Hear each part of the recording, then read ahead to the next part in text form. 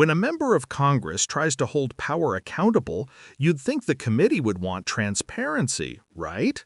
But watch how fast the GOP scrambles when Delia Ramirez moves to subpoena Kristi Noem, and how Marjorie Taylor Greene jumps in to shut it all down before the motion even breathes.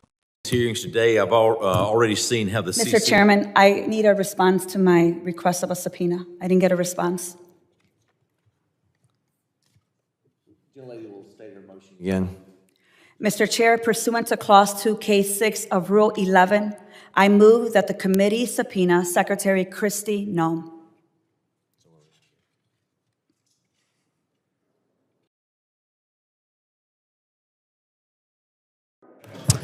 All right.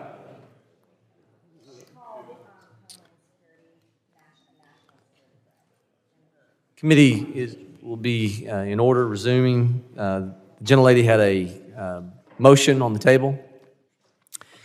Mr. Chairman, motion to table. And the gentleman has now indicated his desire to table that motion. I second. The gentlelady has seconded.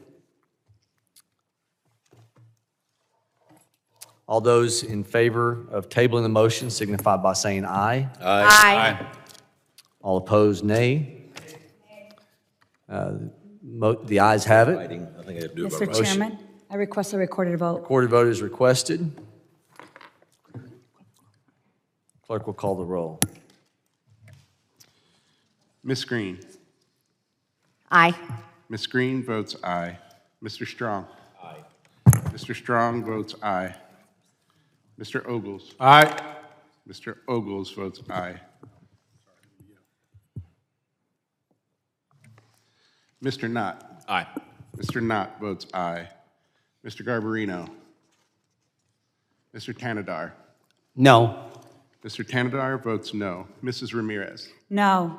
Mrs. Ramirez votes no. Mr. Carter.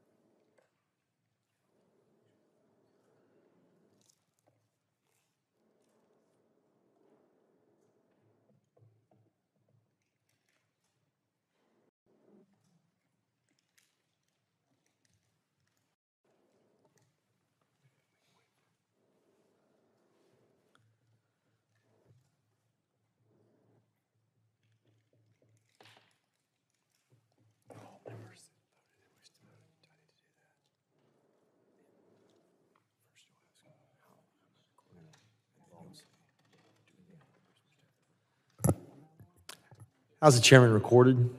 The chairman has not yet been recorded. Chairman votes aye. Chairman Burkeen votes aye. Mr. Carter is not recorded. Mr. Carter votes no. Mr. Carter votes no. Mr. Greene of Texas. Ranking Member Thompson. Any other members not voted? Clerk will report. Mr. Chairman, on that vote, there were 5 ayes and 3 noes. The ayes have it. Motion to table is adopted. All right, we are back on the agenda. What you just watched is a snapshot of how power defends itself inside Congress, not through debate, not through transparency, but through procedure. And when you understand the procedure, you see exactly why this moment matters. Representative Delia Ramirez wasn't just making noise, she wasn't grandstanding, she wasn't looking for a clip. She invoked a very specific rule, Clause 2, K6 of House Rule 11, which is the mechanism lawmakers use when they want to compel testimony. It's not symbolic, it's not rhetorical, it is a formal request for a subpoena. In other words, Ramirez was trying to move the committee from talk to action, from discussion to real accountability.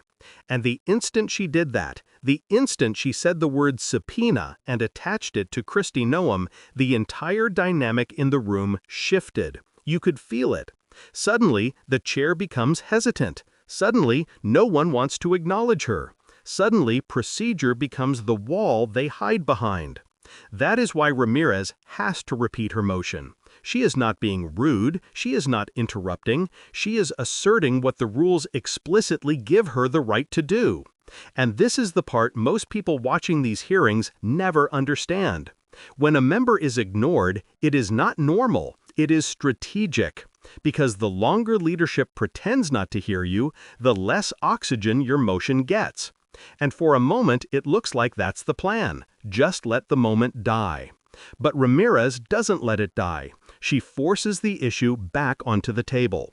And as soon as it's back, before anyone can even argue why Kristi Noem should or should not be subpoenaed, Marjorie Taylor Greene jumps in with the single most effective tool for shutting down uncomfortable oversight: a motion to table. That is Congress speak for, we're not debating this, we're not hearing this, we're burying it right now.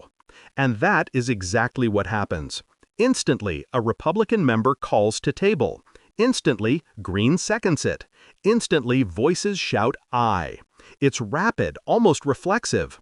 Not because they've weighed the evidence, not because they've heard a counterargument, but because the goal is simple: stop the subpoena, stop the accountability, stop the conversation before it even begins. This is important to understand.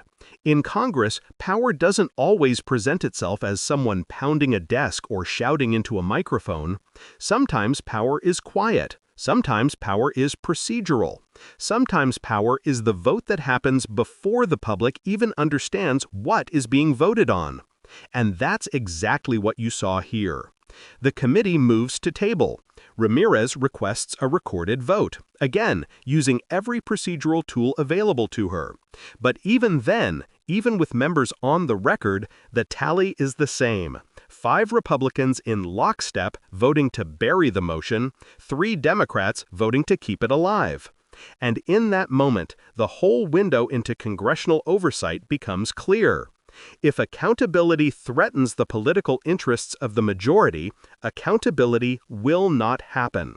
Not because the law blocks it, not because the facts block it, but because the majority uses its power to stop oversight before oversight can begin. And that is why moments like this are so revealing. They show you how the system actually behaves when confronted with the possibility of scrutiny. What Ramirez attempted was a check on executive authority, an attempt to ask questions of a sitting governor. You may agree or disagree with her motivations, you may think Kristi Noem deserves that subpoena, or you may think it's partisan. But that debate never happened. The majority ensured the public never even got to hear it. And when a system avoids debate, avoids evidence, avoids sunlight, you are watching the machinery of power doing what it does best: protecting itself. This is why these clips matter. Not because of the drama, not because of the personalities, but because they show the public how decisions are actually made. The quiet mechanisms, the procedural shields, the reflexive blocks that determine what the public will and will not get to know. It reminds us that understanding politics means understanding process, and understanding process is the only way to understand why certain truths never make it to the surface. If you want to keep seeing breakdowns like this, not just what happened, but why it happened and what it means, make sure you like this video, share it, and subscribe to Left Lens. Staying informed shouldn't require decoding congressional procedure, but as long as it does, we'll keep breaking it down for you.